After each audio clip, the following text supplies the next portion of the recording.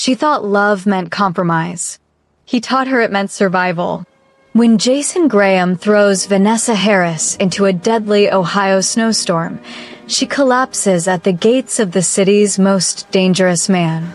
Kang Seojin doesn't save broken things. But something about the woman freezing in his driveway makes him break every rule he's ever made. This is a story of betrayal, power, and a love that demands nothing but offers everything. Will Vanessa choose the safety of submission or the danger of true freedom? Stay until the end to find out.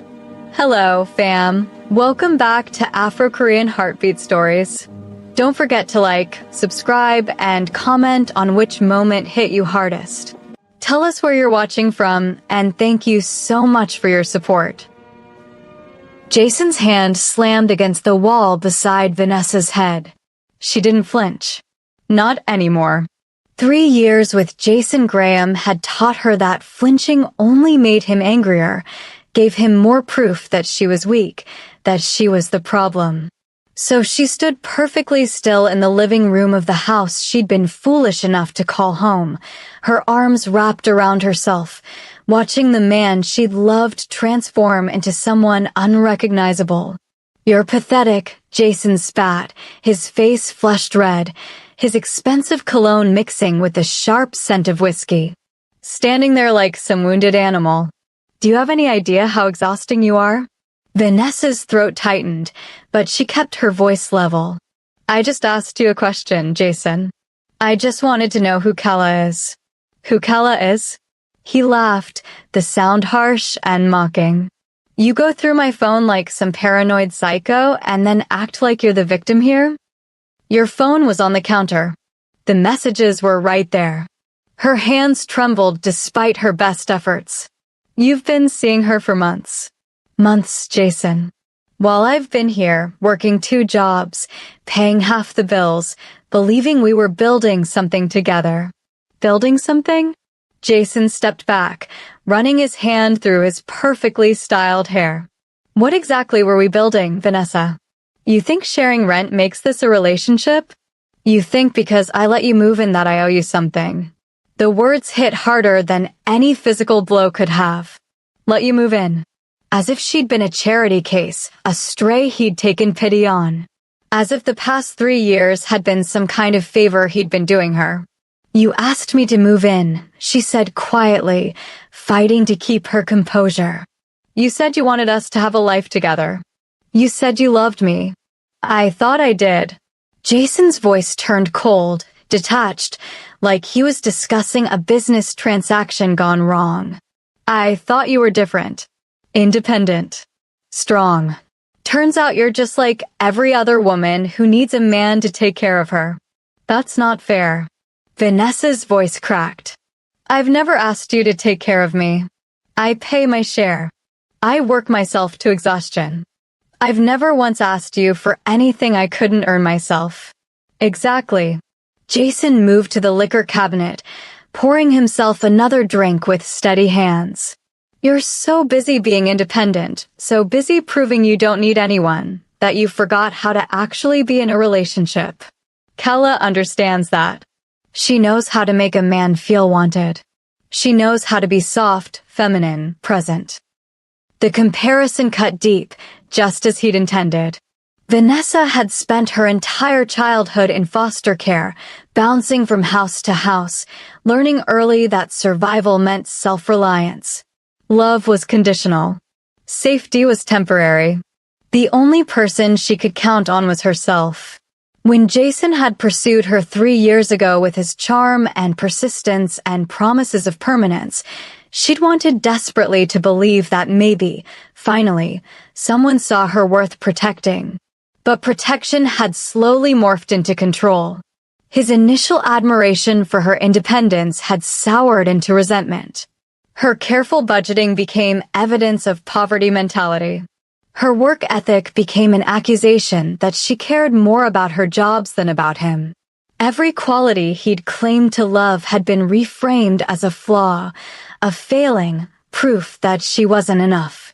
"So that's it?" Vanessa asked, her voice barely above a whisper. You've been cheating on me for months, and somehow I'm the problem because I'm not soft enough for you? Don't make yourself the victim here. Jason turned to face her, his expression hard. You want to know the truth?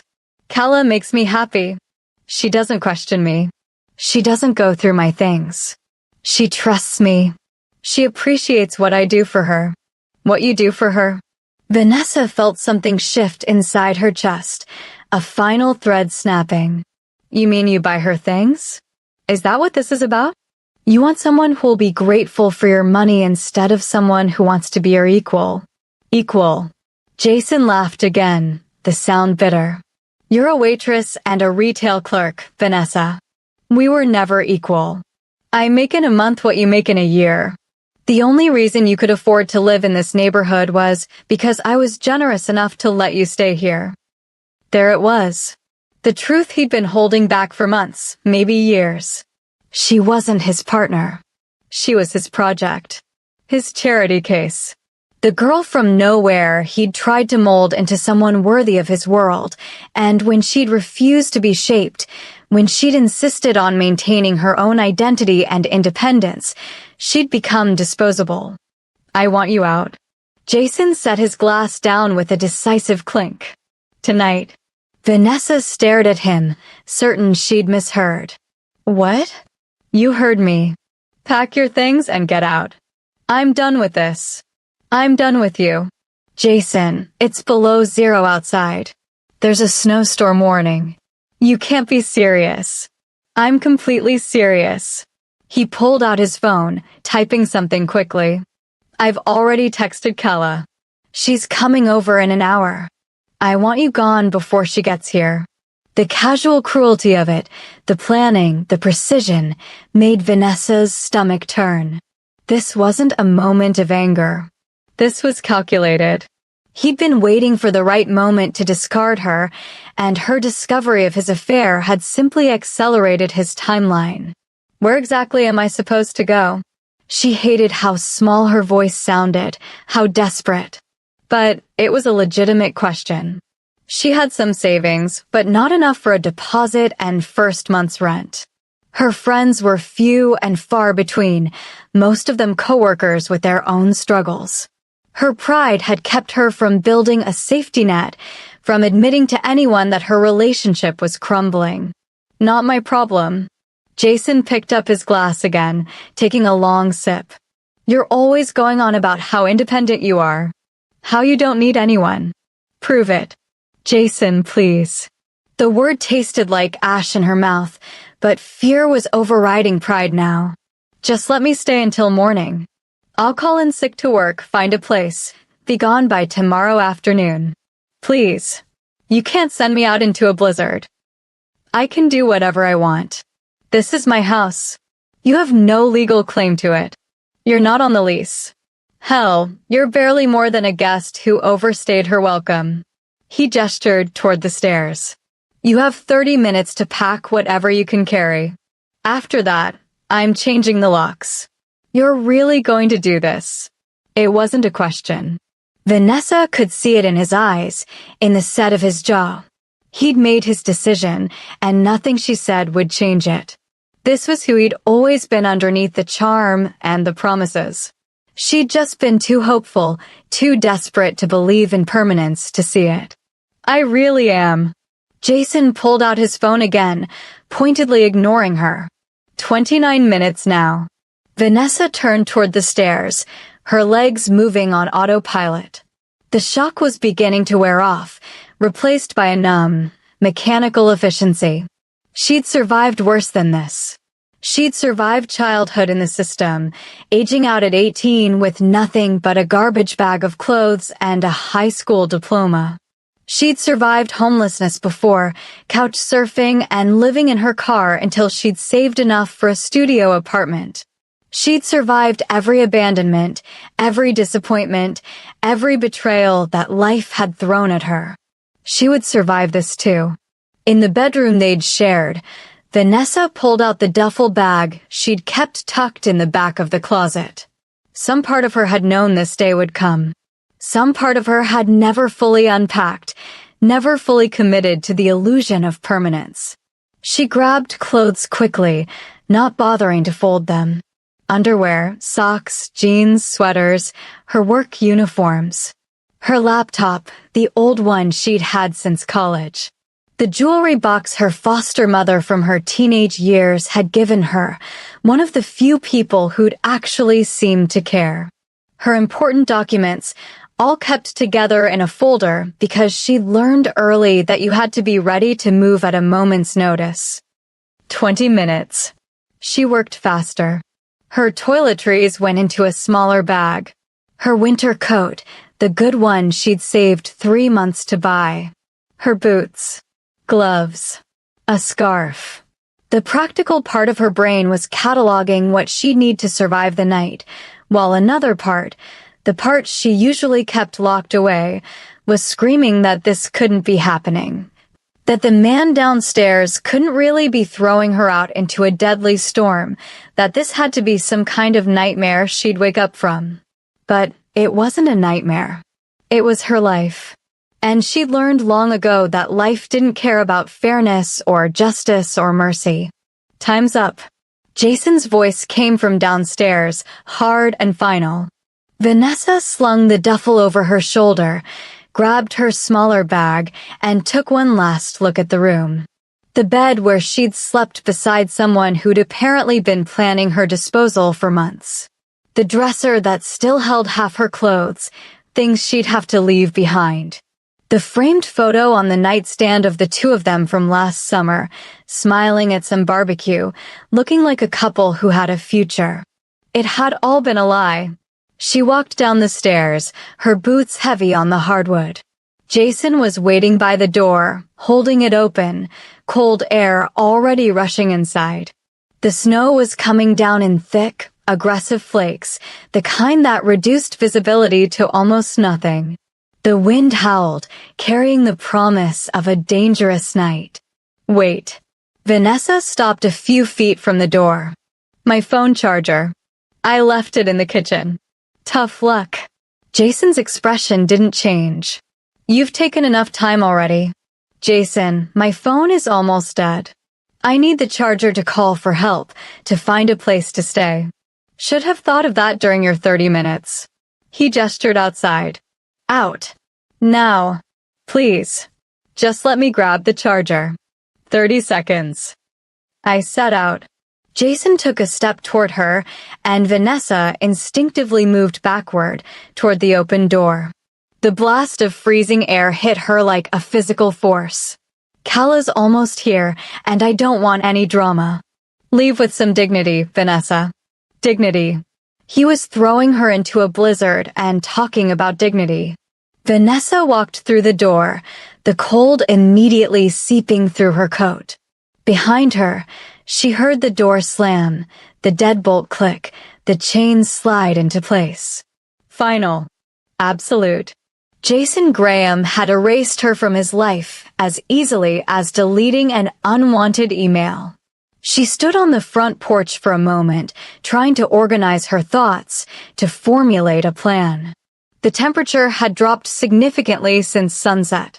The weather alert on her phone earlier, before the battery had started dying, had warned of wind chills reaching -20. Exposure could kill in under an hour in these conditions. Her car. She'd parked on the street because Jason liked his driveway clear. If she could get to her car, she could at least get out of the wind, turn on the heat, figure out her next move. She pulled her coat tighter and stepped off the porch. The snow was already accumulating, several inches deep and getting deeper by the minute. The wind cut through her clothes like knives. Her face burned from the cold. She could barely see past a few feet in front of her, the streetlights creating strange halos in the swirling white. Vanessa trudged toward where she remembered parking, her duffel bag weighing her down, snow already soaking through her jeans. Each breath hurt, the cold air searing her lungs. Her fingers were going numb inside her gloves. This was bad. This was really bad. She reached the spot where her car should have been and found nothing but empty curb. Panic flared hot in her chest. Had she remembered wrong? She spun around, trying to get her bearings, but everything looked the same in the storm, every house identical, every street marker obscured. She walked further down the block, squinting through the snow, searching for her beat-up Honda. Nothing. Then she remembered. Jason had asked her to move it last week, said it made the street look cluttered, said she should park a few blocks over where the older cars wouldn't lower his property value. She'd done it to keep the peace, to avoid another fight about how she didn't belong in his world. A few blocks over. In this storm, it might as well have been a few miles. Vanessa's phone buzzed in her pocket. She pulled it out with shaking hands, hope flaring that maybe Jason had changed his mind, that maybe some shred of human decency had surfaced. But it was just a low battery warning. 5% remaining. She didn't have time to walk blocks in this weather. She needed shelter now. She turned, trying to retrace her steps to Jason's house, thinking maybe she could wait on the porch, out of the worst of the wind. But she'd gotten turned around in the storm, and nothing looked familiar. The houses all blurred together, expensive facades hidden behind walls of white. Keep moving. She'd freeze if she stopped. Vanessa picked a direction and walked, her body already starting to shiver uncontrollably. She'd read somewhere that shivering was good, that it meant your body was still fighting, still trying to warm itself. It was when the shivering stopped that you had to worry. The snow was up to her calves now, making each step a battle. Her duffel bag felt like it weighed 100 pounds. The wind pushed her back, making progress almost impossible. She couldn't feel her toes. Her face had gone from burning to numb, which was worse, so much worse. How long had she been walking? 5 minutes? 10? It felt like hours. She couldn't tell anymore. Time was losing meaning, everything reduced to the simple act of putting one foot in front of the other, of not giving up, of surviving just one more minute. She stumbled, went down on one knee in the snow. The cold was so intense it felt like heat now, burning through her clothes. Her phone buzzed again. She pulled it out, vision blurring, and saw the screen go black. Dead. She was completely alone now. No way to call for help, no GPS to guide her, no lifeline to the outside world. Get up. She had to get up. If she stayed down, she would die here. Vanessa forced herself to her feet, swaying, disoriented. Through the snow, she could make out a shape. A house. A big one. She stumbled toward it, her body running on pure survival instinct now. There were gates. Tall iron gates that looked expensive and imposing, but they were shelter. She could press herself against them, maybe get out of the wind. She reached the gates and collapsed against them, her legs finally giving out. The metal was so cold it burned where her skin touched it. She should try the intercom, should call for help, but her hands wouldn't work anymore. She couldn't make her fingers move to press the button. So cold. She'd never been this cold. The shivering had stopped. That was bad. That was really bad. She knew that. But the knowing felt distant, unimportant. Sleep seemed like such a good idea. Just close her eyes for a minute. Just rest. Vanessa's eyes drifted closed. The snow kept falling, already beginning to cover her body, erasing her from the landscape. Another invisible girl disappearing into the night. Another casualty of trusting the wrong person. She didn't hear the car pulling up on the other side of the gates. Didn't hear the sharp command in Korean. Didn't feel the strong arms that lifted her. Didn't register the transition from freezing death to warmth and safety. Vanessa Harris had survived so much in her 26 years. But as consciousness faded completely, she had no way of knowing that her survival tonight would change everything. That the man now carrying her into his house was more dangerous than any storm, more powerful than any force she'd encountered. And that sometimes, the most dangerous thing wasn't the monster who threw you into the cold. It was the one who pulled you back from the edge and made you want to stay. The first thing Vanessa became aware of was warmth. Not the artificial heat of a car or the weak warmth of inadequate clothing, but real, deep, surrounding warmth that seemed to seep into her bones. The second thing was softness beneath her body, like she was lying on a cloud instead of frozen concrete. She tried to open her eyes, but they felt heavy, unwilling to cooperate. Her body ached everywhere, a deep, bruising pain that suggested trauma. Her fingers and toes burned with the particular agony of frozen flesh warming up again. She made a small sound, something between a whimper and a groan. "Don't move too quickly." The voice was female, older, accented. Korean, Vanessa's fuzzy brain supplied. "You have been through much. Your body needs time." Vanessa managed to crack her eyes open. She was in a bedroom, but not like any bedroom she'd ever been in. The ceiling was high with exposed wooden beams. The bed beneath her felt expensive, the kind of mattress that probably cost more than she made in 6 months. Everything was decorated in shades of cream and gray, minimalist, but clearly expensive. Floor-to-ceiling windows on one wall showed the storm still raging outside, though from inside this room it looked almost beautiful rather than deadly. An older Korean woman sat in a chair beside the bed, her face kind but concerned. She wore simple clothes, black pants and a gray sweater, her hair pulled back in a neat bun. She held a cup of something that steamed gently. "Where am I?" Vanessa's voice came out as a rasp. "You're safe." The woman stood, moving closer. "That is all you need to know right now. Here, drink this." Slowly. She helped Vanessa sit up, propping pillows behind her, and held the cup to her lips. The liquid was warm, some kind of herbal tea with ginger and honey. Vanessa sipped carefully, the heat sliding down her throat, easing some of the rawness. "What happened?" Vanessa asked after a few more sips. "I was outside. I couldn't find my car. I fell. Mr. Kong found you at his gates. You were unconscious, nearly frozen to death. He brought you inside. That was 5 hours ago. 5 hours." Vanessa's mind struggled to process that. It was the middle of the night now. Jason had probably already welcomed Kala into the house, into the bed they'd shared. He probably hadn't spared a single thought for whether Vanessa had survived the storm he'd thrown her into. "I need to go." Vanessa tried to swing her legs out of bed, but her body wouldn't obey. Everything felt weak, disconnected. "I can't impose on whoever lives here. I'll figure something out. You will do no such thing." The woman's voice was firm but gentle. "You have frostbite on your fingers and toes. Minor, thankfully, but you need rest and care. You nearly died tonight. You are not going anywhere until you are well. But I don't know you. I don't know this Mr. Kong. I can't just stay in a stranger's house.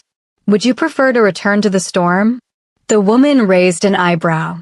"The temperature outside is now -25 degrees. The roads are impassable. Even if you wanted to leave, there is nowhere to go." Vanessa closed her eyes, fighting back tears. The woman was right, of course. She had no car, no money for a hotel even if she could reach one, no friends she could call in the middle of the night. She was completely dependent on the kindness of strangers, the one position she'd spent her entire life trying to avoid. "Hey," the woman's voice softened. "I am Mrs. Park. I manage Mr. Kang's household. You are not an imposition. Mr. Kong gave clear instructions that you are to be cared for until you are fully recovered. This is his choice, his offer. You may accept it without shame. Why would he help me? He doesn't know me." Mrs. Park smiled slightly. "Mr. Kang is a complicated man, but he does not believe in letting people die on his doorstep. Come now, drink more tea. Then you should sleep again. Your body needs it." Vanessa wanted to argue, to insist that she was fine, that she could handle this herself. But she was so tired, and the bed was so comfortable, and the alternative was so terrifying that she found herself nodding, accepting Mrs. Park's help to lie back down, feeling the warm blankets settle over her like a cocoon. "Where is Mr. King?" she asked, her eyes already drifting closed again. "He is working. He keeps unusual hours. You will meet him when you are stronger." Mrs. Park's hand smoothed the blanket, a maternal gesture that made Vanessa's throat tight. "Rest now. You are safe here. I promise you that." Safe. What a strange concept. Vanessa had never really felt safe, not even with Jason, not even in the house she'd called home. Safety was an illusion, a trick people played on themselves to feel less afraid of a world that could turn on you in an instant. But as sleep pulled her under, in this stranger's bed, in this stranger's house, Vanessa felt something she hadn't felt in a very long time. Not quite safe, not yet. But maybe the beginning of what safe could feel like. Maybe the first crack in the armor she'd built around herself, the armor that had kept her alive, but so desperately alone. When Vanessa woke again, pale winter sunlight was filtering through the windows. The storm had passed, leaving behind a world buried in white. She felt stronger now, more alert. The burning pain in her extremities had faded to a dull ache. Her body still hurt, but it was manageable. She sat up slowly, looking around the room properly for the first time. There was a door that she assumed led to a bathroom, another that probably opened to a hallway. Her duffel bag sat on a chair in the corner, looking pathetically out of place among the expensive furniture. Whoever had brought her inside must have grabbed it from where she dropped it outside the gates. The door to the hallway opened, and Mrs. Park entered carrying a tray. You're awake. Good. You have more color today. How do you feel?" "Like I got hit by a truck," Vanessa admitted. "But alive, so that's something." Alive is very much something. Mrs. Park set the tray on the bedside table. It held a bowl of rice porridge, some side dishes, more tea. Simple food, exactly what someone recovering would need. Eat. Slowly. Your stomach will need time to adjust. Vanessa picked up the spoon, surprised by how hungry she was. The porridge was perfect, warm and soothing and subtly flavored. She ate carefully, aware of Mrs. Park watching her with an expression that was part caretaker, part guard dog. "Can I ask you something?" Vanessa said between bites. "Of course. What kind of man is Mr. Kong? What does he do?" Mrs. Park's expression became carefully neutral. "Mr. Kang is a businessman. He values privacy, discretion, and loyalty. He has strict rules, but he is fair. If you are honest with him, he will be honest with you." It was a politician's answer, carefully phrased to reveal nothing. Vanessa's instincts, honed by years of navigating dangerous situations, started sending up warning flares. A house this expensive, this isolated, with gates like a fortress. A man who kept unusual hours and commanded this level of loyalty from his staff. The careful way Mrs. Park spoke about him, like she was describing someone powerful and potentially dangerous. "Is he dangerous?" Vanessa asked bluntly. Mrs. Park met her eyes. "That depends entirely on whether you give him a reason to be." It wasn't a reassurance, not exactly. But it was honest, more honest than most people would be. Vanessa respected that. "I don't want trouble," Vanessa said quietly. "I just want to get better and get out of here. I don't want to owe anyone anything. Mr. Kang does not expect you to owe him. He helped you because it was the right thing to do. What you do with that help is your choice." Mrs. Park stood.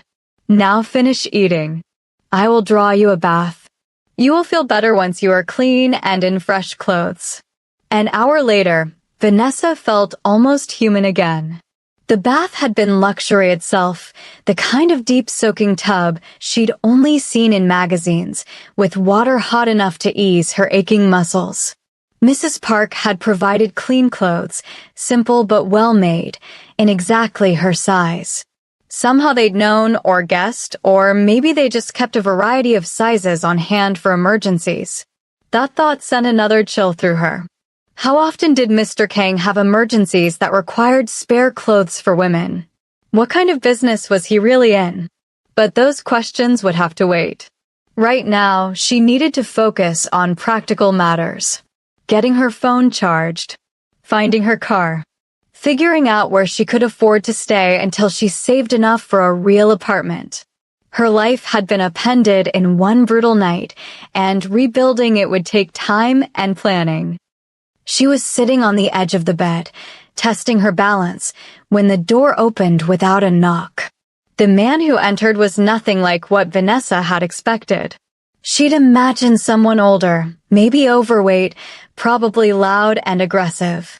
Instead, Kang Seojin was probably in his mid-30s, tall and lean, wearing a perfectly tailored black suit that probably cost more than her car.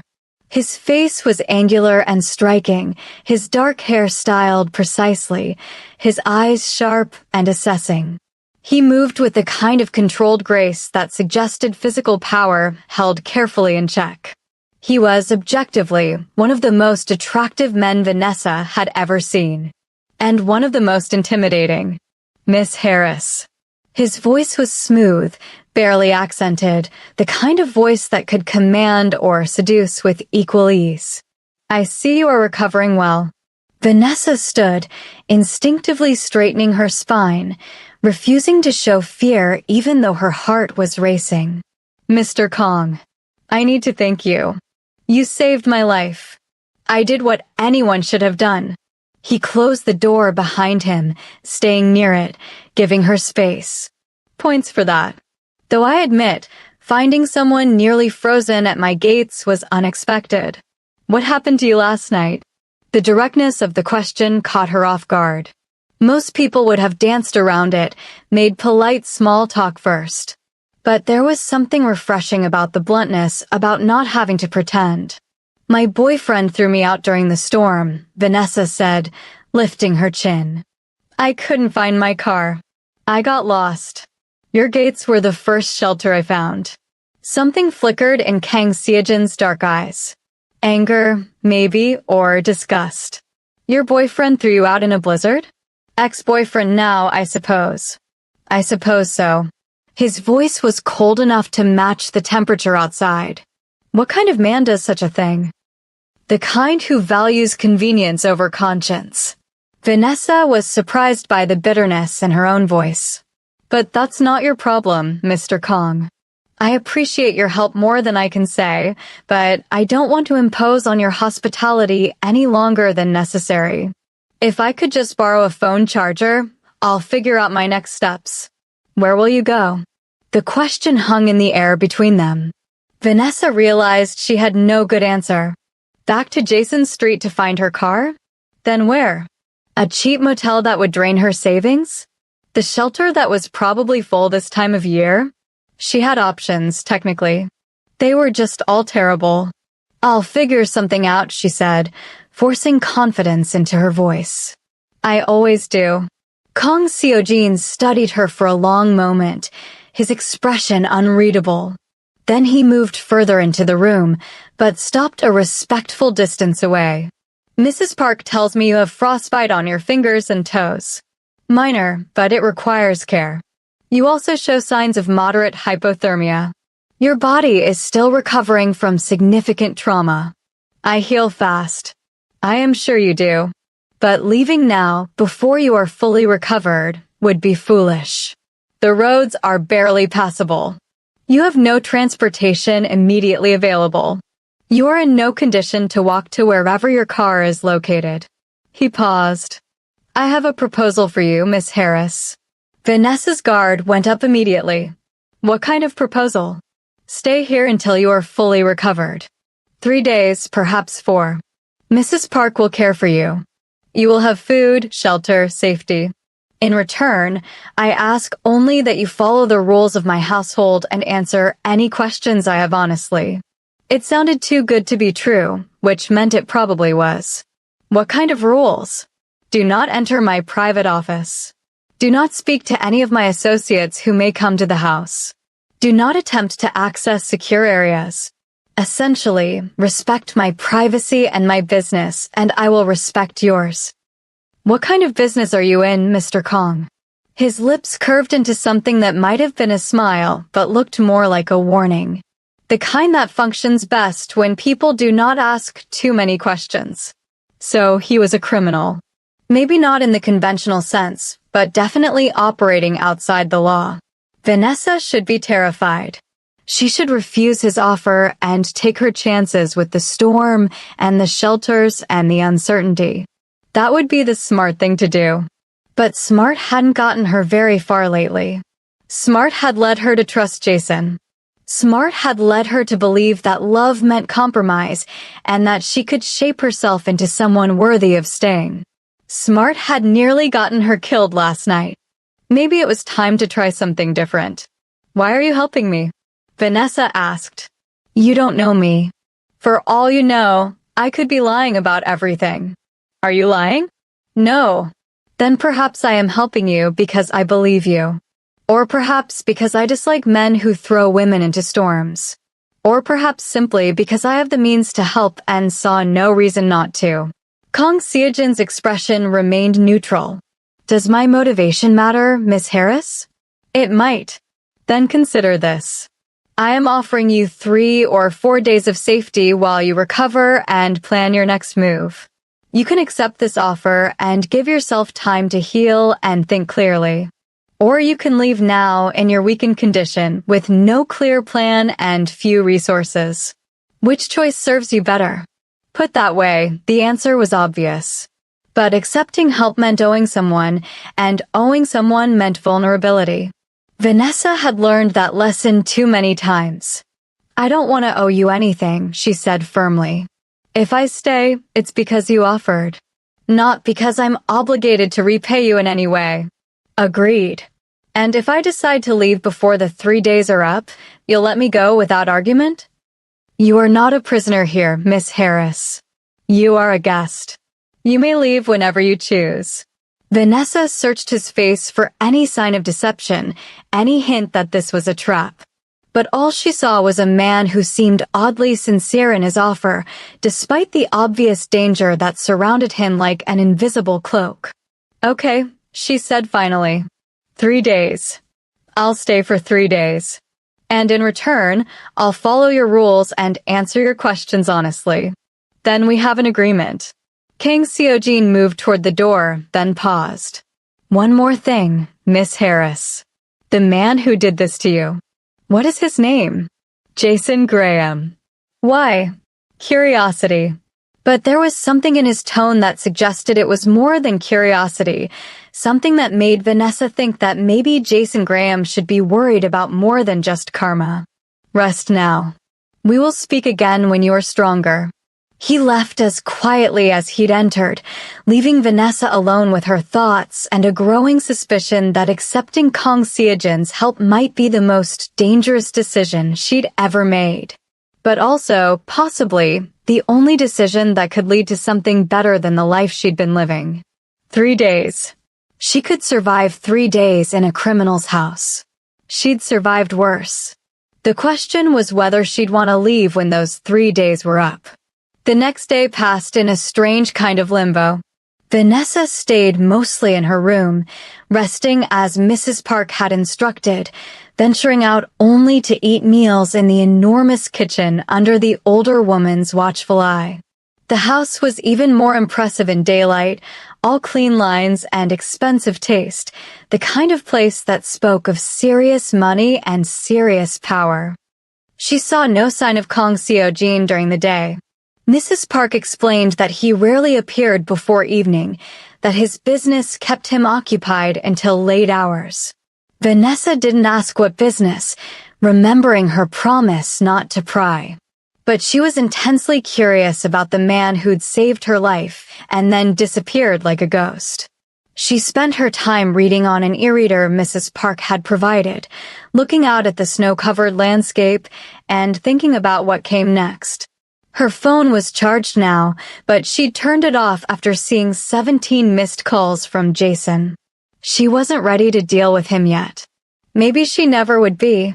On the second evening, Vanessa was sitting in a small library she'd discovered, thumbing through a book on architecture, when Kang Seojin appeared in the doorway.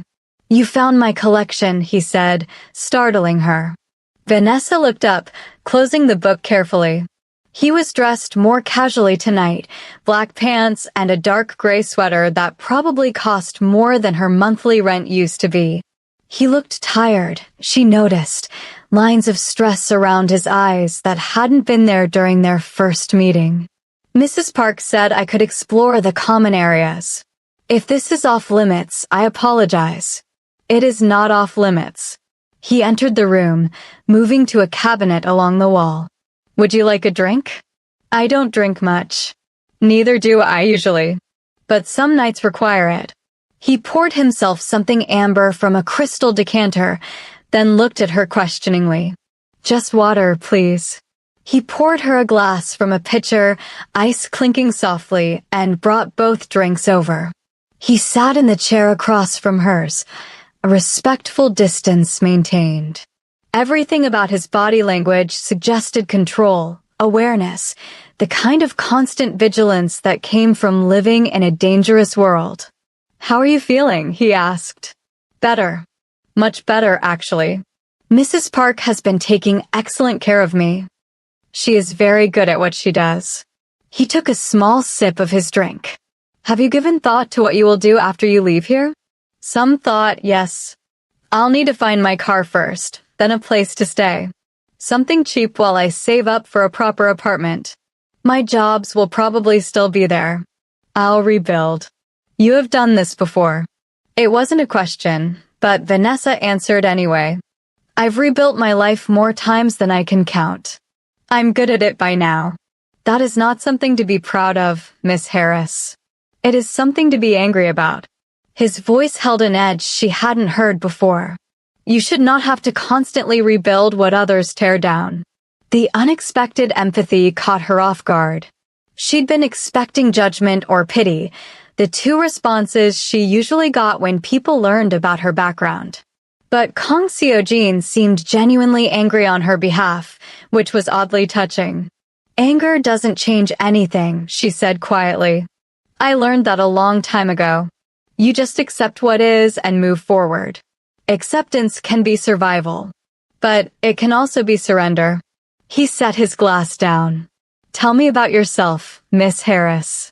I am curious about the woman who nearly died at my gates." "There's not much to tell.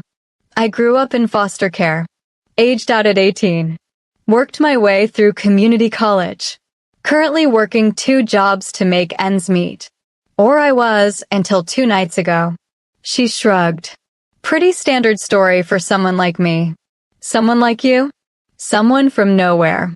Someone with no family, no safety net, no advantages. Someone who has to fight for every single thing they get." Kang Seojin was quiet for a moment, studying her with those dark, assessing eyes. "I think you're underestimating yourself. Fighting for everything you have is not a weakness. It is strength. Most people who are born into comfort have no idea what strength really means." "Were you born into comfort?" "No." The single word carried weight, years of history compressed into 2 letters. "I also came from nowhere. I also had to fight for everything. The difference is that I learned to fight in ways that ensured I would never have to rebuild again. Legal ways." His smile was sharp. "You promised not to ask too many questions about my business." "I promised to follow your rules." "I never promised not to be curious." Vanessa met his gaze steadily. "But you're right. Your business is your business. I don't need to know the details to know that you're someone powerful and probably dangerous." "Does that frighten you?" "Yes," she admitted. "But a lot of things frighten me. I've learned to function despite fear." "That is wise." He picked up his glass again, rolling it between his palms. "Fear is useful. It keeps you alert, alive. It is only when fear paralyzes that it becomes a problem." They sat in comfortable silence for a few minutes, the only sound the soft ticking of a clock on the mantel. Vanessa found herself relaxing despite her better judgment. There was something about Kang Seo-jin that was oddly calming, even though everything about him screamed danger. Maybe it was the directness, the lack of pretense.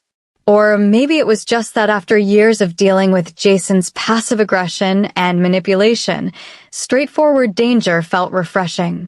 Your ex-boyfriend, Kang Seo-jin said eventually. Jason Graham. Have you spoken to him since that night? No. He's called repeatedly, but I haven't answered. What do you think he wants? I don't know. Maybe to make sure I'm not dead. Maybe to tell me it's safe to come get the rest of my things. Maybe to yell at me some more. Vanessa's joy tightened. I don't really care what he wants anymore. Good. The approval in his voice was clear. Men like him do not deserve second chances. Have you ever thrown someone out into a storm, Mr. Kong? Never. I have done many things I am not proud of, Miss Harris, but I have never harmed someone weaker than myself without cause. And I have never harmed a woman, period. His expression hardened. That is a line I do not cross. What about the things you're not proud of? What line do you cross? Many. But always against those who can defend themselves. Always against those who chose to enter my world. He leaned forward slightly. You did not choose to be thrown into that storm. You did not choose to collapse at my gates. You are an innocent in a game you never agreed to play. That makes you untouchable in my world. But I'm staying in your house. Doesn't that make me part of your world by default? Only if you choose to be. Right now, you are a guest. Nothing more, nothing less. When you leave here, you will walk away clean, with no obligations and no connections to me or my business. I give you my word on that. His word. Vanessa wondered what that was worth in his world. Probably everything, given the way he said it, with absolute certainty and something that sounded almost like honor. Thank you, she said quietly. For everything. For saving me, for taking care of me, for not expecting anything in return. That's rare. It should not be rare. It should be basic human decency.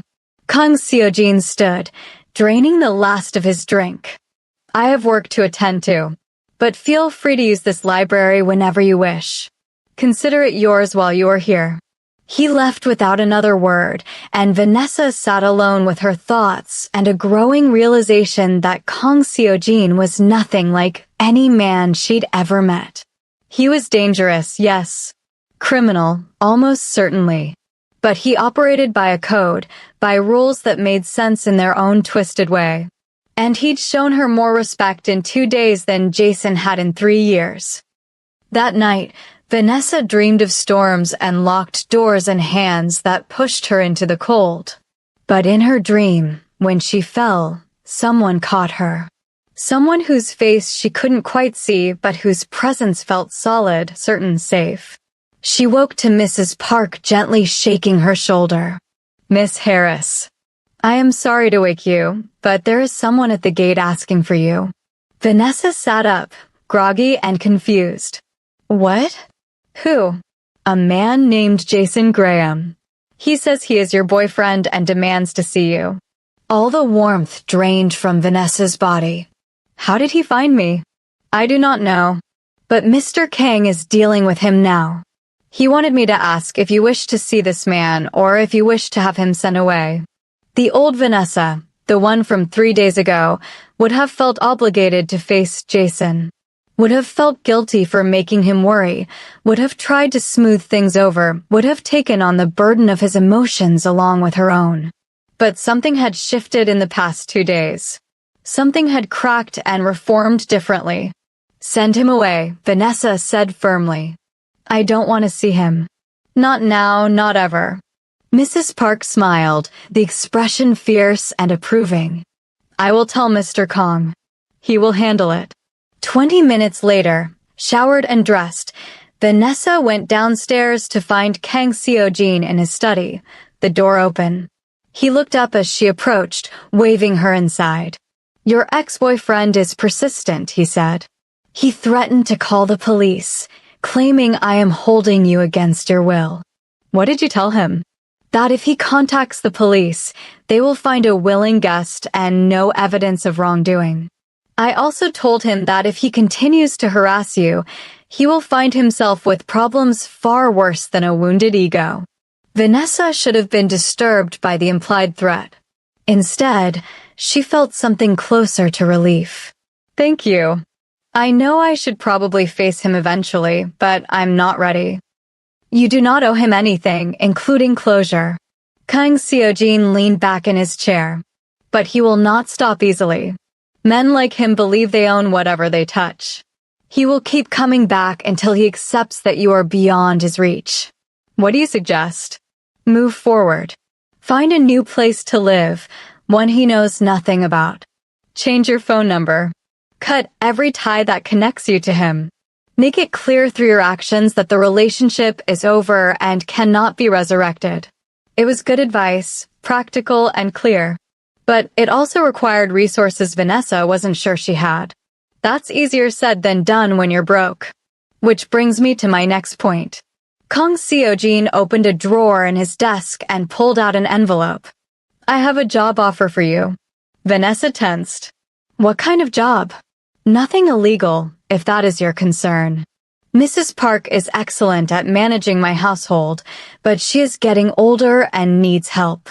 I also require someone to organize my legitimate business files, handle scheduling, manage correspondence. Basic administrative work combined with household management. The pay is generous, the hours are flexible, and it comes with a room here if you need it. You want me to work for you? I am offering you an option. You do not have to accept. But it would solve several of your immediate problems while giving you time to plan your next move properly. It was too convenient, too perfect. Vanessa's instincts screamed trap. Why would you offer me a job? You don't know anything about my skills or qualifications. I know you are intelligent, resourceful, and capable of surviving situations that would break most people. I know you keep your word and follow rules when they are clearly stated. I know Mrs. Park likes you, and she is an excellent judge of character. He pushed the envelope across the desk.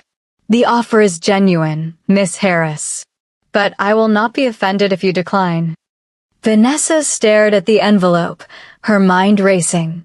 This could be her way out, a stable income and housing while she rebuilt her life properly instead of desperately. But it also meant staying in the orbit of a dangerous man, becoming part of his world in a way that might be hard to escape from later. Can I think about it? Of course. You have until you are ready to leave here. No pressure, no expectations. His phone buzzed, and he glanced at it with a frown. I apologize, but I have a situation that requires my attention. We will speak later. He left quickly, and Vanessa was alone with the envelope and a decision that felt far more significant than a simple job offer. She opened it. Inside was a contract, clearly written and surprisingly straightforward.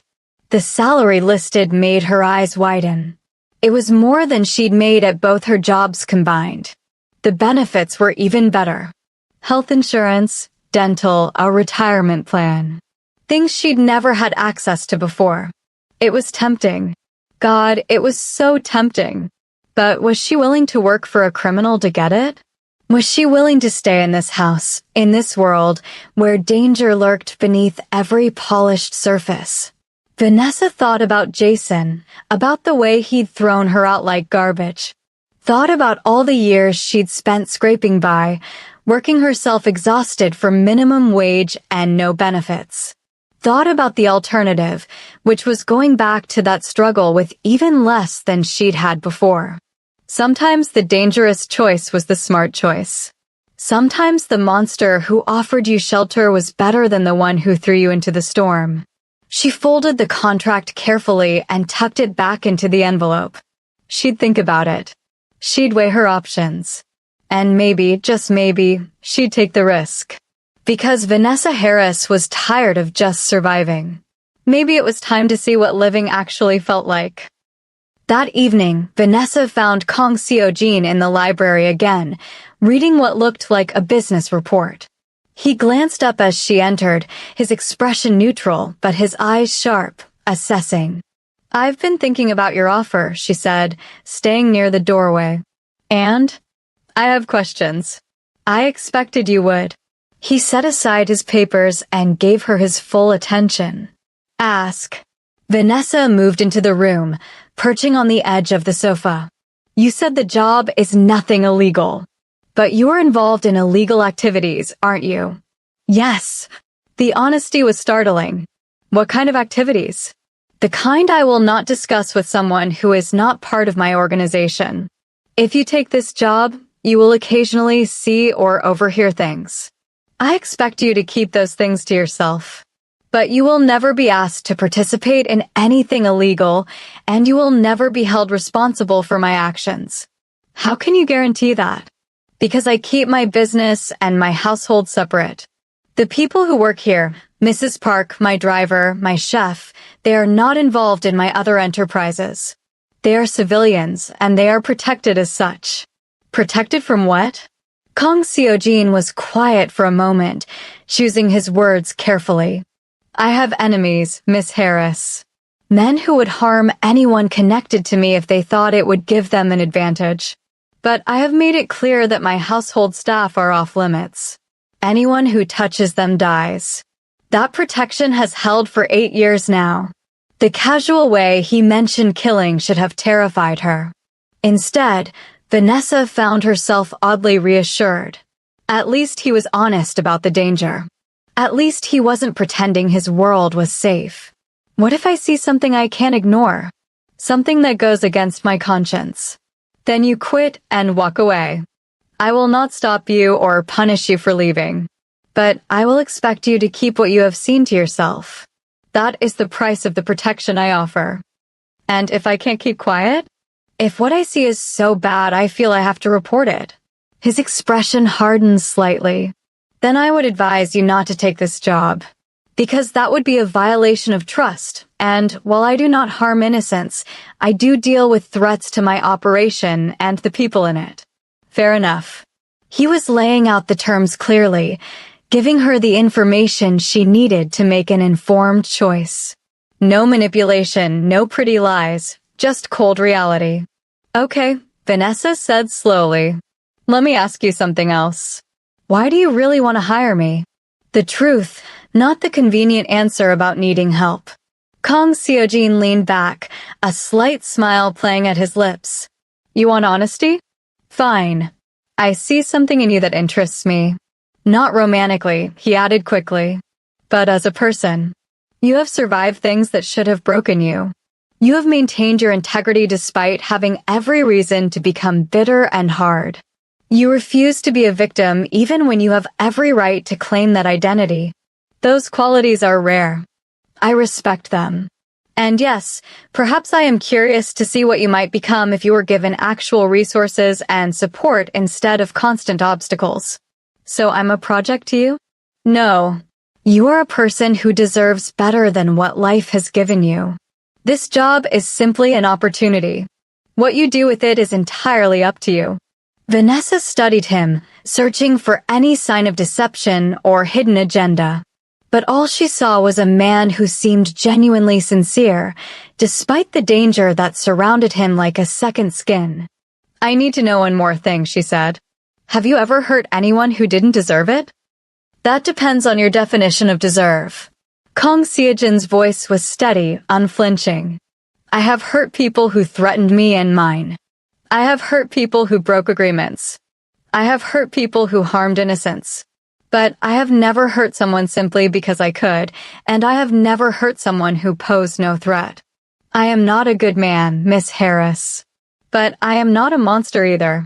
I operate within a code, even if that code would not be understood or accepted by the outside world." "What about Jason? What about him? Will you hurt him? For what he did to me?" Kong Seo-jin's expression was impossible to read. "Do you want me to?" The question hung in the air between them, heavy with implication. Vanessa thought about Jason, about the years of slow erosion, The way he'd made her doubt herself, the final cruelty of throwing her into a storm to die. Part of her wanted him to suffer. Part of her wanted someone to make him understand what he'd done. But a larger part of her just wanted to move on. "No," she said finally. "I don't want you to hurt him. I just want him to leave me alone." "Then that is what will happen. I will make it clear to Mr. Graham that you are under my protection and that any further contact with you will have severe consequences. He will leave you alone." Just like that. Just like that. Men like Jason Graham are cowards at heart. They prey on those they perceive as weak. When faced with actual power, they fold. Vanessa believed him. She'd seen it herself, the way Jason had backed down when faced with anyone who wouldn't tolerate his behavior. He was only dangerous to those who couldn't fight back. "I'll take the job," she heard herself saying. "On a trial basis. 1 month. If it doesn't work out, either of us can end it with no hard feelings." King Seojin nodded slowly. "Acceptable. Mrs. Park will train you starting tomorrow. Your room will remain the one you are currently using. Your salary begins immediately. Welcome to my household, Miss Harris." He extended his hand, and after a moment's hesitation, Vanessa shook it. His grip was firm, warm, certain. The handshake of someone who kept his word. "Thank you," she said. "I won't let you down. I know you will not. But more importantly, do not let yourself down. This is your opportunity, Miss Harris. Make sure you use it to build something that cannot be taken from you." As Vanessa left the library, heading back to what was now officially her room, she felt something unfamiliar stirring in her chest. It took her a moment to identify it. Hope. For the first time in longer than she could remember, she felt actual hope that her life might become something more than constant survival. That she might find a place where she could not just exist, but actually thrive. It was a dangerous feeling, hope. It could be crushed so easily. But as Vanessa looked out at the snow-covered landscape from her window, she decided to allow herself this one small luxury. Maybe the storm that had nearly killed her had actually been the beginning of something better. Maybe sometimes you had to lose everything to find out what you were really capable of becoming. And maybe, just maybe, the most dangerous man she'd ever met was actually the safest choice she could make. The next 2 weeks passed in a blur of learning and adapting. Mrs. Park proved to be a patient but exacting teacher, showing Vanessa the rhythms of the household, the preferences of their employer, the unspoken rules that governed daily life. Kong Seojin kept unusual hours, often sleeping during the day and conducting business at night. The house saw a steady stream of visitors, men in expensive suits who spoke in low voices and never stayed long. Vanessa learned to be invisible during these meetings, to pass through rooms without being noticed, to hear without listening. She learned which rooms were off limits and which doors should never be opened. She learned that Kong Seojin valued efficiency, honesty, and discretion above all else. She also learned that he was surprisingly kind in small ways. He remembered how she took her coffee. He noticed when she was tired and told her to rest. He asked about her day with genuine interest. When she mentioned missing her favorite type of tea, it appeared in the kitchen the next morning. It was confusing, this contrast between the dangerous businessman and the considerate employer. Vanessa kept expecting the other shoe to drop, kept waiting for the moment when he would reveal what he really wanted from her. But that moment never came. He treated her with consistent respect, maintaining clear boundaries, never crossing the line between professional and personal. 2 weeks after she'd started working, Vanessa was organizing files in Kang Seojin's legitimate office when her phone rang. An unknown number. She almost didn't answer, but something made her pick up. "Vanessa." Jason's voice sent ice through her veins. "We need to talk." "No, we don't." Her voice was steadier than she felt. "I have nothing to say to you. You can't hide in that criminal's house forever. People are talking, Vanessa. Do you know what they're saying about you? About us. I don't care what they're saying. And I'm not hiding. I'm living my life. By working for a mobster? Jason's voice turned ugly. Is that what you've become? His whore. The crude insult should have hurt. Instead, it just made Vanessa angry. Don't call me again, Jason. We're done. We've been done since you threw me out into a blizzard and locked the door. I made a mistake. I was angry. Kala and it didn't work out. I want you to come home. Home. As if that house had ever been her home. As if he hadn't made it clear that she was just a guest who'd overstayed her welcome. I don't have a home with you anymore. I don't want one. Leave me alone. Vanessa, please. I'm sorry. I'm really sorry. It was wrong, what I did. I know that now. Just come back. We can work this out. No. You're really choosing him over me? A criminal over someone who actually loves you.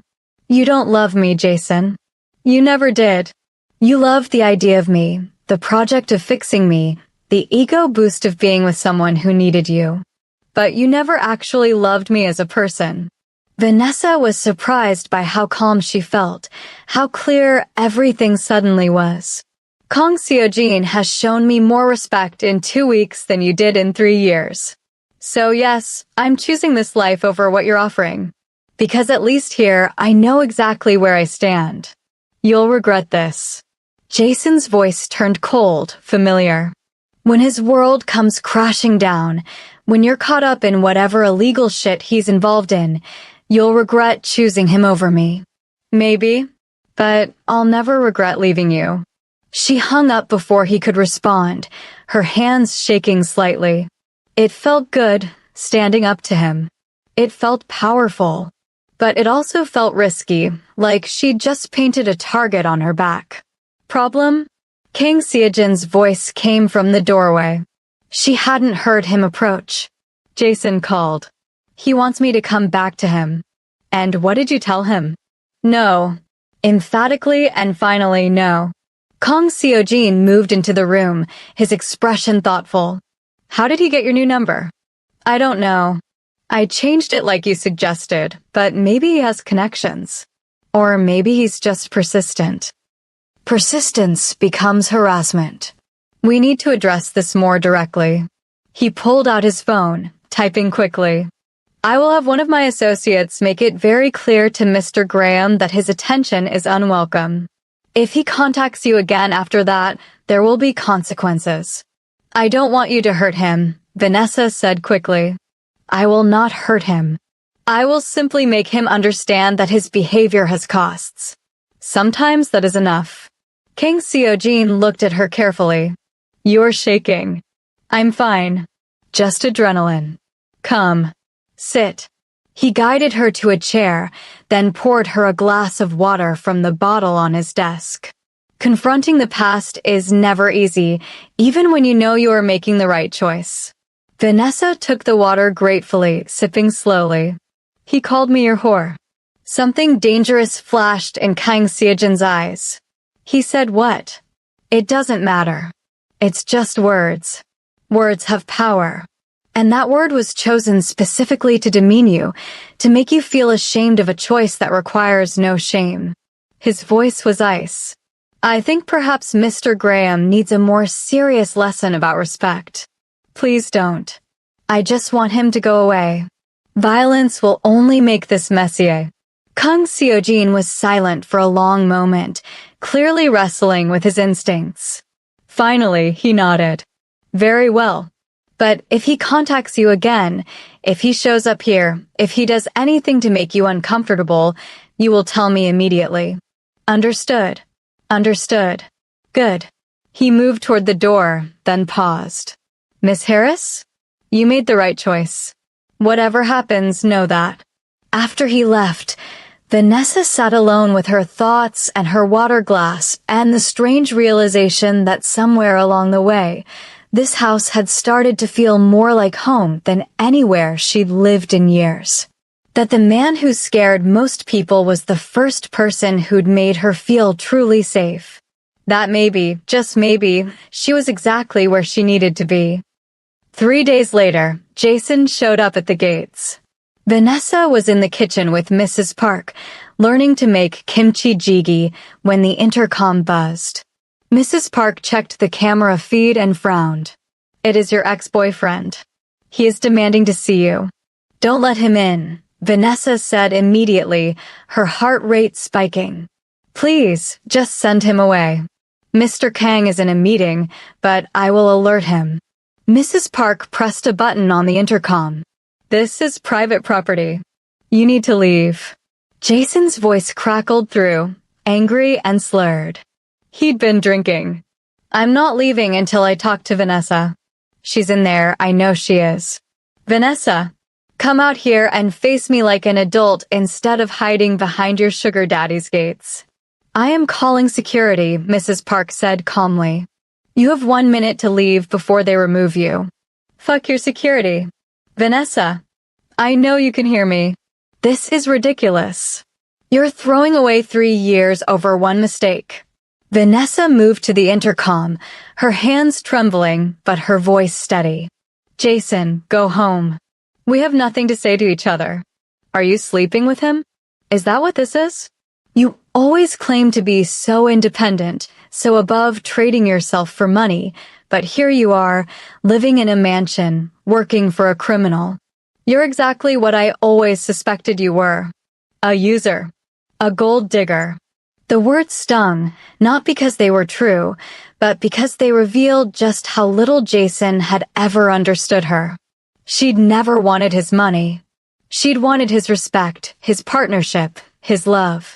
And he'd never been capable of giving any of those things. "Leave now, or I will have you arrested for trespassing." Kang Seojin's voice cut through, cold and absolute.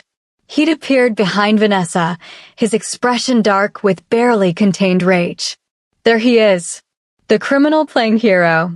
You think I'm scared of you? You think I don't know what you are? I could go to the police right now. Tell them all about your operation." "You could try." Kang Seojin's voice was dangerously quiet. "But you would find that I have excellent lawyers and absolutely no connection to any illegal activities, at least none that could be proven in court. You, however, would find yourself facing defamation charges, harassment charges, and possibly stalking charges. Is that really how you want this to end, Mr. Graham?" There was silence on the other end of the intercom. Vanessa could almost hear Jason's alcohol-soaked brain trying to process the threat, trying to decide if it was worth pushing further. "Vanessa." Jason's voice had turned pleading now, the anger giving way to desperation. "Please. I love you. I made a mistake. Don't throw us away. You threw us away when you locked me out in a storm, Jason. You made your choice. Now I'm making mine. Don't come back here. Don't call me. Don't contact me at all. We're done." She walked away from the intercom before he could respond, her whole body shaking. Mrs. Park immediately put a comforting arm around her shoulders, guiding her to a chair. Kang Seojin spoke quietly into a phone, presumably calling security, then joined them in the kitchen. "He will not be allowed through the gates again," he said, his voice gentler now. "And I will have someone ensure he makes it home safely. He is too drunk to be driving." "You're going to help him get home?" Vanessa was surprised. "I am ensuring he does not kill himself or someone else on the road." "That is not compassion, Miss Harris. That is liability management." But there was something in his eyes that suggested it might be a little bit of compassion too. "Are you all right?" "I don't know. That was harder than I thought it would be. Ending things is always hard, even when you know it is necessary." Kang Seojin pulled out a chair and sat across from her. "You handled it well. You were clear, direct, and firm. He cannot claim uncertainty about your intentions now." "He'll keep trying," Vanessa said quietly. "He's not the type to accept rejection easily." "Then I will make the consequences of continuing increasingly unpleasant for him. Not through violence," he added, seeing her expression. but there are many ways to make someone understand they are not welcome. Jason Graham will learn this lesson, I assure you. Mrs. Park set a cup of tea in front of Vanessa, the gesture maternal and comforting. Drink. The worst is over now. He has seen that you are protected and that his behavior will not be tolerated. Most bullies back down when faced with real opposition. Vanessa hoped she was right. She was so tired of looking over her shoulder, tired of waiting for Jason to make her life difficult. She just wanted to move forward, to build something new without the constant weight of the past dragging her back. Thank you, she said to both of them, for having my back, for not making me face him alone. You are part of this household now, Mrs. Park said firmly. We protect our own.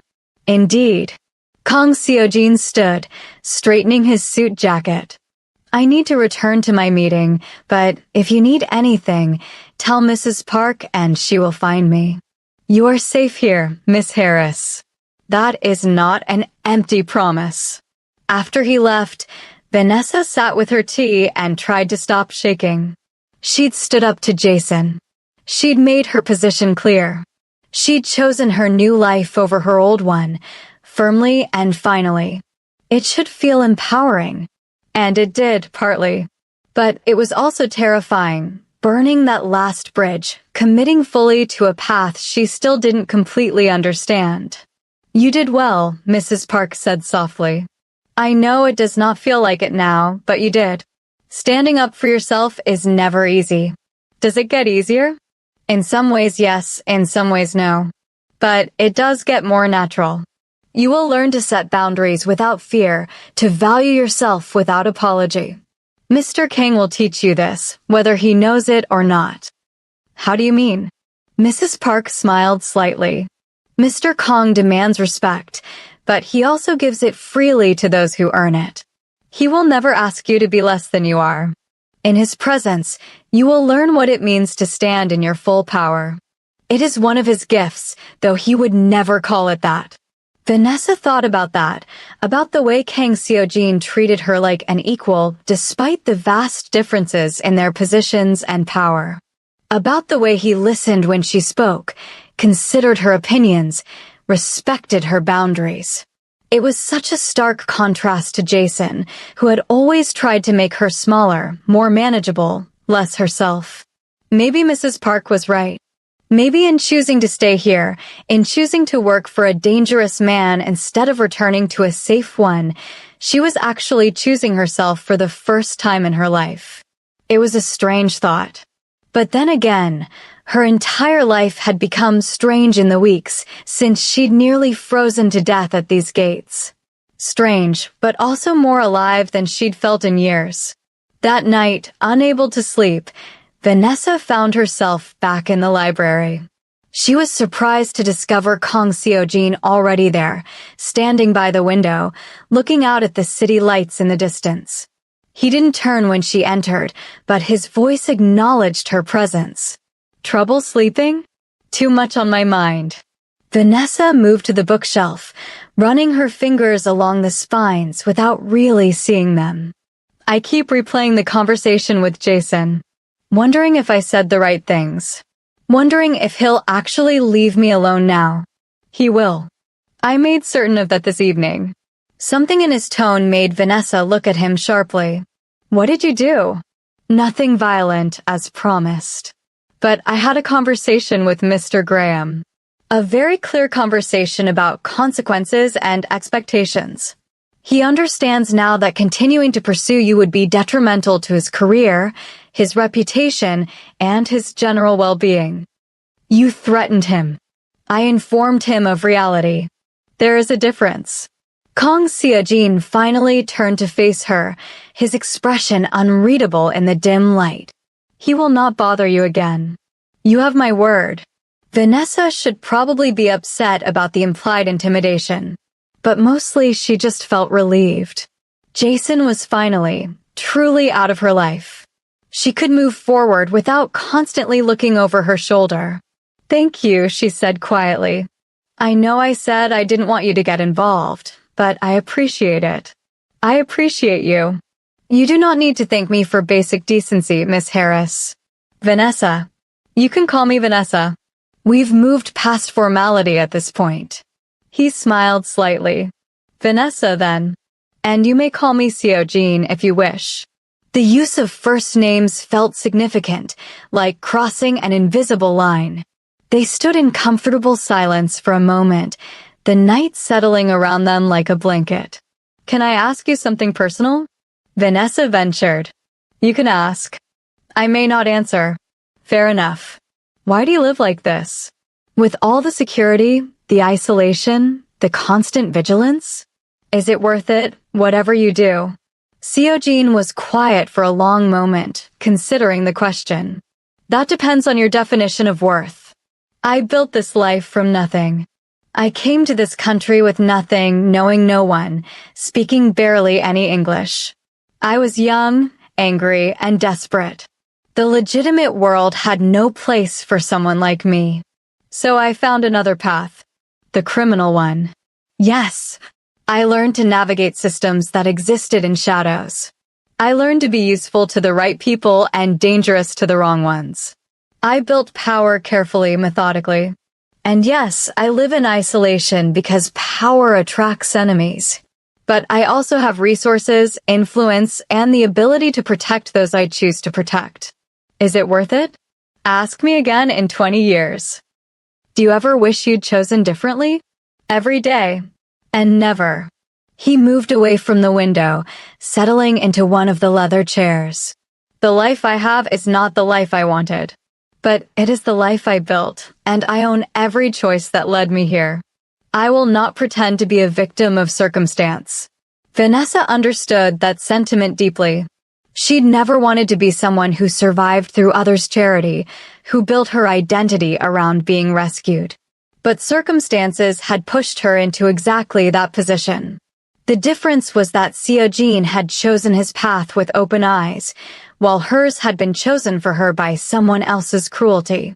I don't want to be someone who needs protecting, she said, voicing the thought that had been circling her mind for days. I don't want to be another responsibility for you. You are not a responsibility. You are an employee who happens to require some additional security considerations. There is a difference. Seo Jean gestured to the chair across from him. Sit. Talk to me. What is really bothering you about today? Vanessa sat, drawing her knees up under her. I guess I'm struggling with the fact that I needed help. That I couldn't handle Jason on my own. That I'm safer here with you than I ever was trying to make it on my own. It feels like admitting defeat. Accepting help is not defeat. It is wisdom. You spent years trying to be completely self-sufficient, and where did it get you? Living with a man who didn't value you, working yourself to exhaustion, with no safety net and no support system. That is not strength, Vanessa. That is martyrdom. The blunt assessment stung because it was accurate.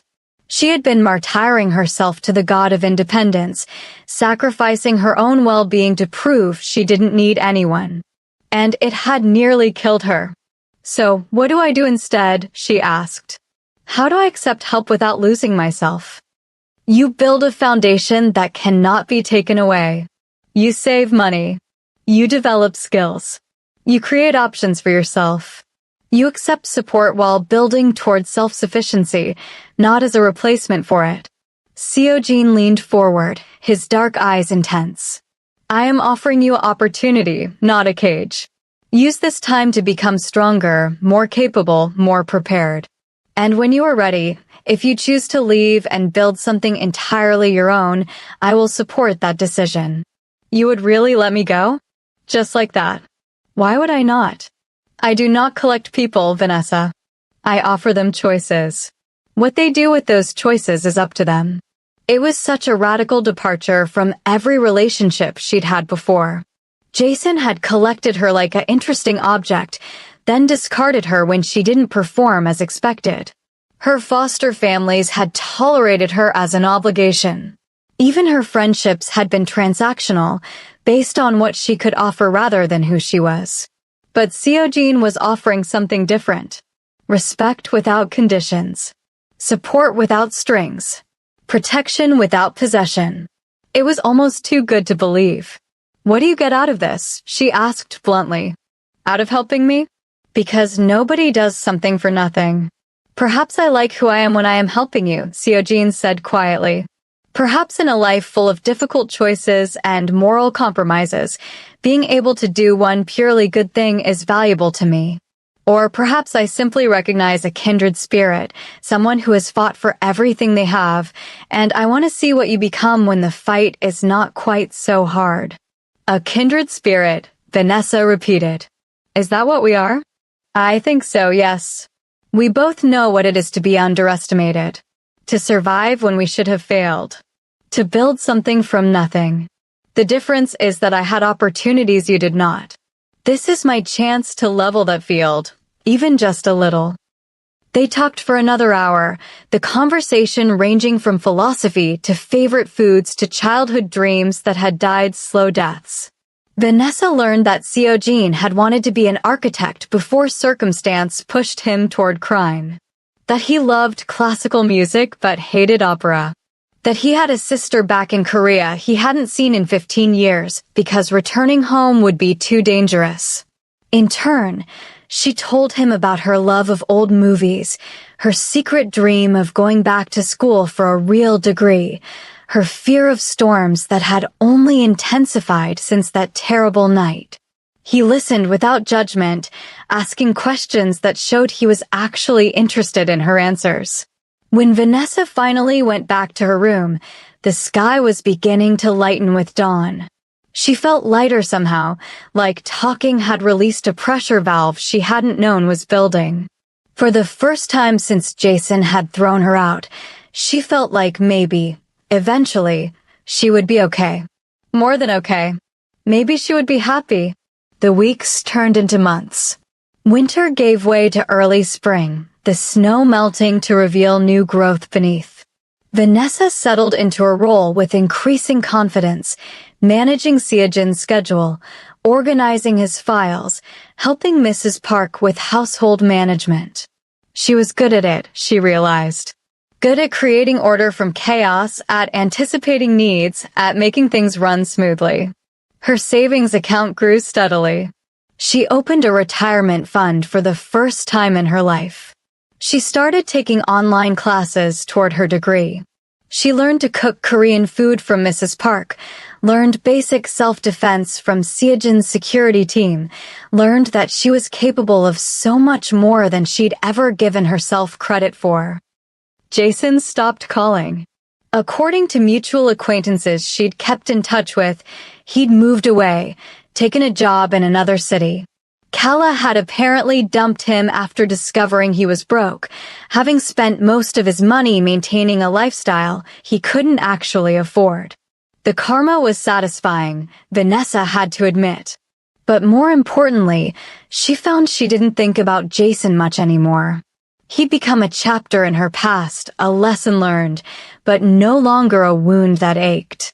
She'd survived him. More than that, she'd transcended him. Her relationship with Seojin evolved into something she couldn't quite define. They weren't friends, exactly. The power dynamic was too unequal for that. But they weren't just employer and employee either. They talked most evenings, conversations that ranged from superficial to deeply personal. He asked her opinion on business decisions, valued her input, treated her insights with genuine respect. She learned to read his moods, to know when he needed space and when he needed company. She learned that he was far more kind than his reputation suggested, far more principled than anyone would believe.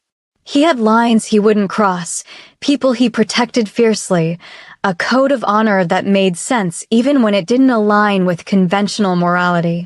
She also learned that she was developing feelings that went beyond professional respect or gratitude. The way her heart rate picked up when he entered a room. The way she found excuses to stay up late in case he wanted to talk. The way his rare smiles made her feel like she'd won something precious.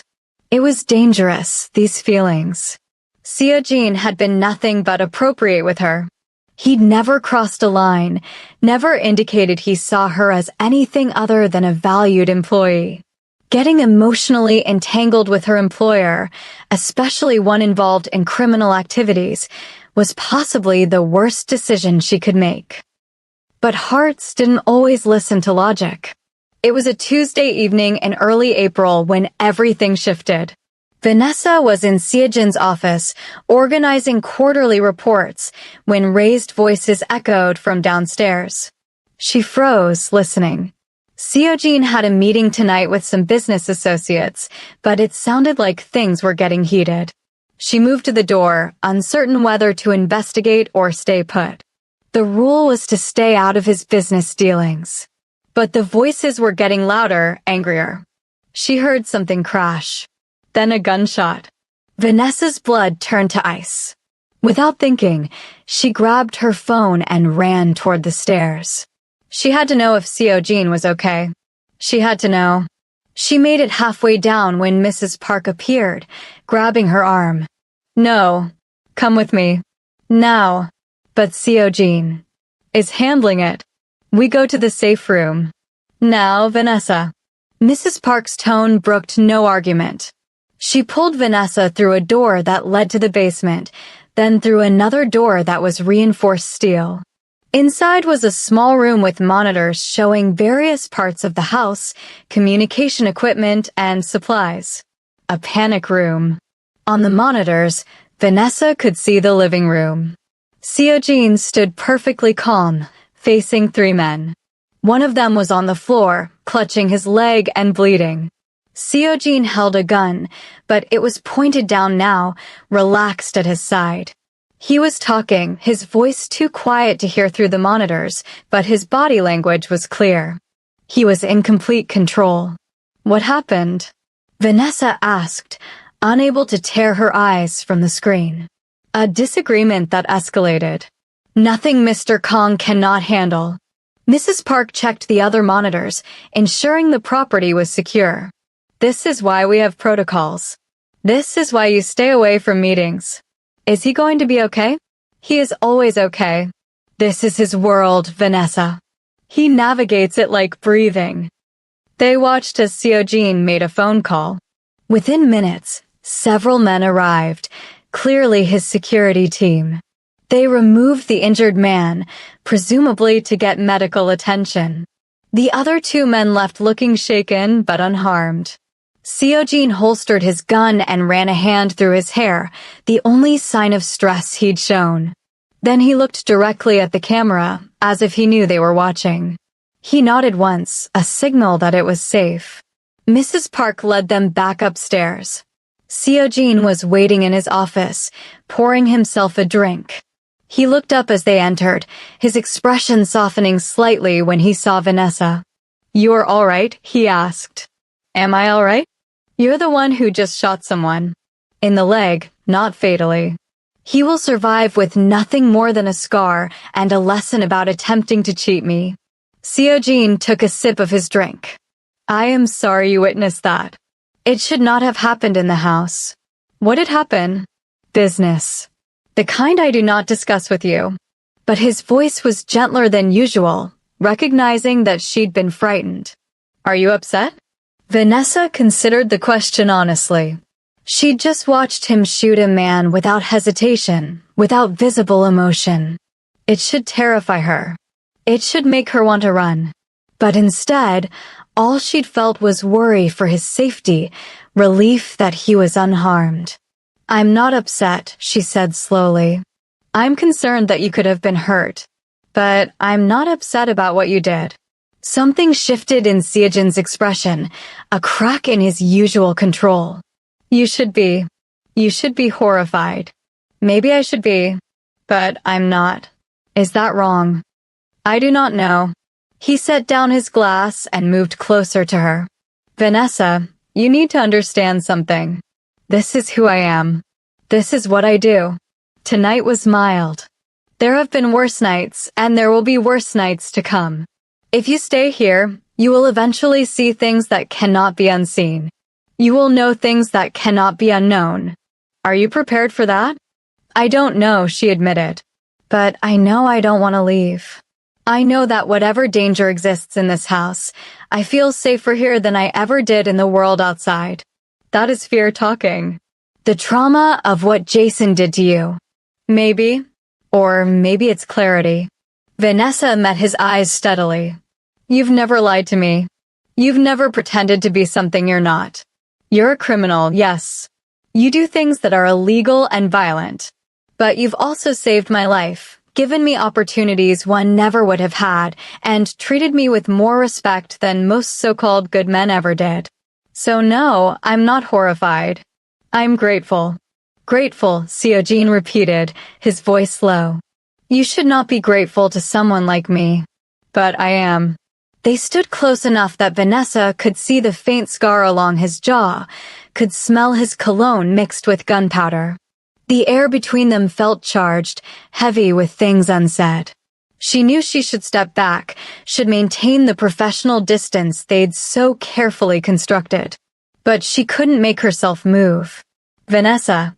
Her name on his lips sounded like a warning and a prayer. This is dangerous. I know. I am not a good man. I know that too. I cannot offer you the life you deserve. The safe, normal life you should have. I don't want safe and normal. I tried that. It nearly killed me. She took a breath, gathering courage. I want honest. I want real. I want someone who sees me for who I actually am, not who they want me to be. And that's you, Seojin. For better or worse, that's you. For a long moment, he just looked at her, something warring in his dark eyes. Then he reached out slowly, giving her time to pull away, and cupped her face gently. His touch was careful, reverent, like she was something precious that might break.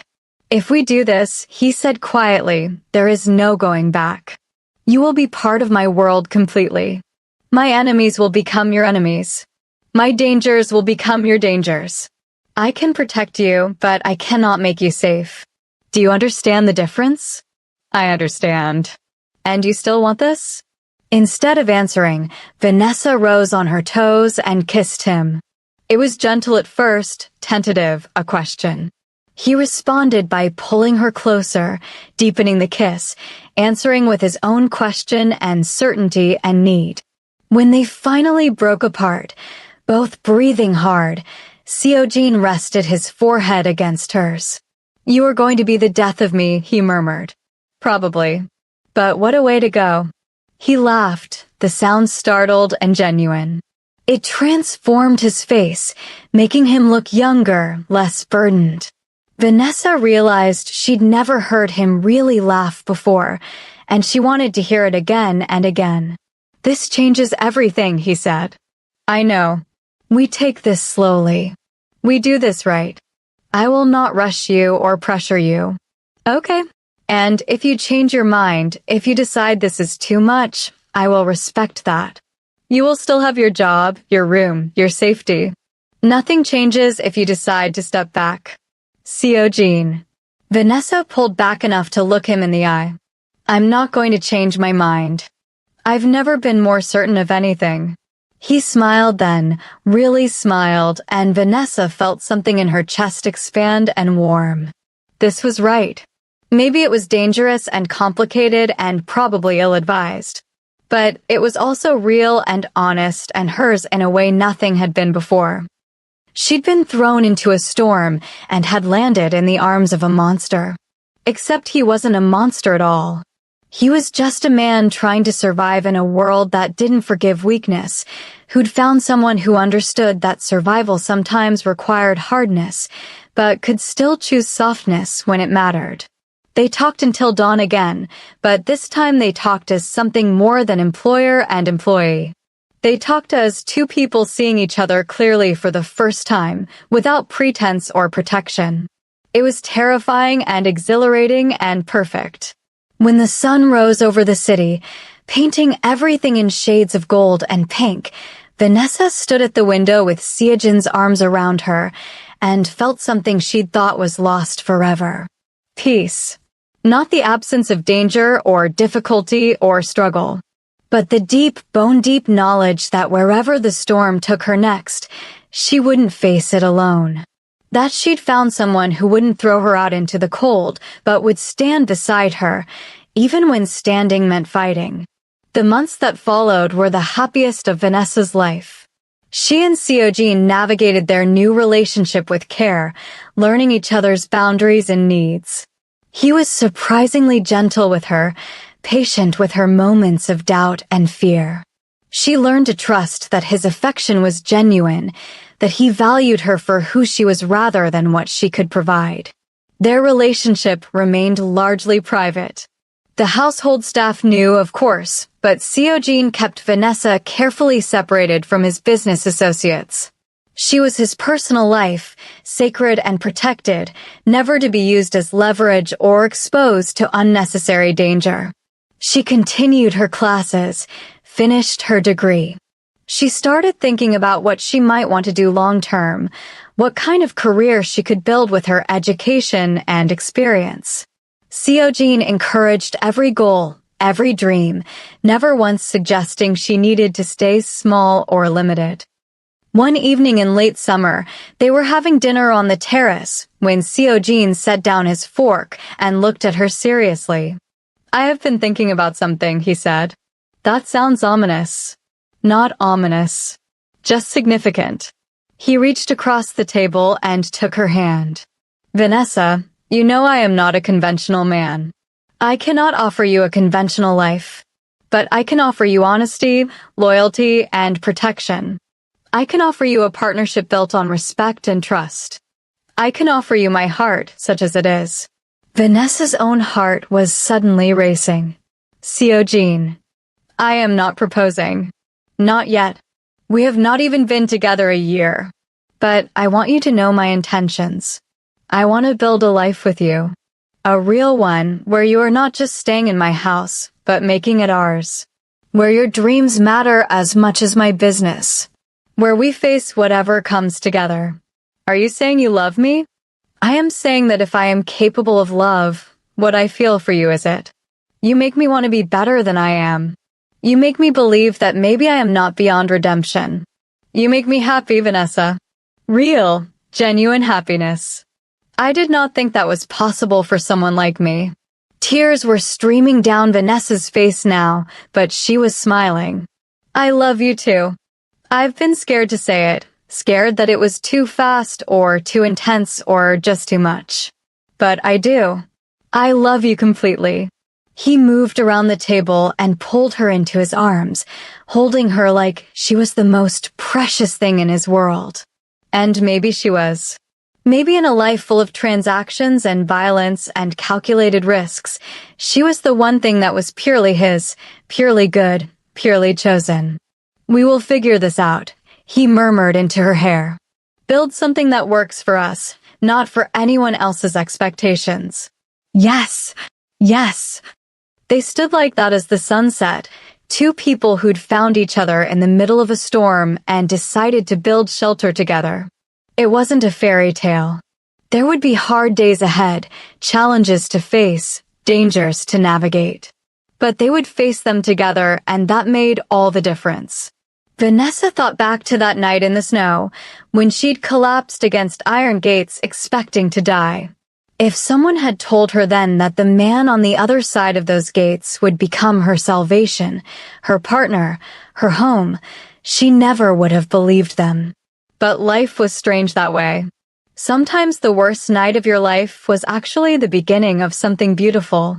Sometimes the most dangerous choice was the safest one you could make. Sometimes you had to lose everything to find out what really mattered. And sometimes, just sometimes, the monster turned out to be the hero all along. A year and a half after the night in the storm, Vanessa stood in the library of what she now thought of as their home, looking at the framed photo on the mantel. It was from their private commitment ceremony, just them and Mrs. Park and a handful of trusted friends. Nothing legal, because Seojin's life couldn't accommodate official records. But real nonetheless, promises made and meant and kept. She wore a simple white dress. He wore a black suit. They'd said words about partnership and loyalty and choosing each other every day. Mrs. Park had cried. Even Seojin's security chief had looked misty-eyed. It was perfect. Not conventional, not public, not the wedding she might have dreamed about as a little girl. But perfect for them, for who they were and what they'd built together. The door opened and Seojin entered, loosening his tie. He'd just gotten back from a meeting, the kind she still didn't ask about. He smiled when he saw her, the expression transforming his usually serious face. "Hi," she said simply. "Hi yourself." He came over and wrapped his arms around her from behind, both of them looking at the photo. "Remembering? Always. Best day of my life." "Mine too." He kissed her temple. "Though every day with you is the best day, so that bar keeps rising." Smooth talker. "Only for you." They stood in comfortable silence, and Vanessa marveled at how far she'd come. From a girl who'd trusted the wrong man and nearly died for it, to a woman who'd found strength she never knew she had, to someone who'd built a life she actually wanted to live. She'd learned that safety wasn't about avoiding all danger. It was about being with someone who would face danger with you. That love wasn't about changing yourself to fit someone else's requirements. It was about finding someone who loved exactly who you already were. That home wasn't a place. It was a person who chose you every single day, no matter what. "What are you thinking?" Seojin asked softly. "That I'm grateful. For everything. For that storm that nearly killed me. For your gates being the ones I found. For you pulling me out of the cold.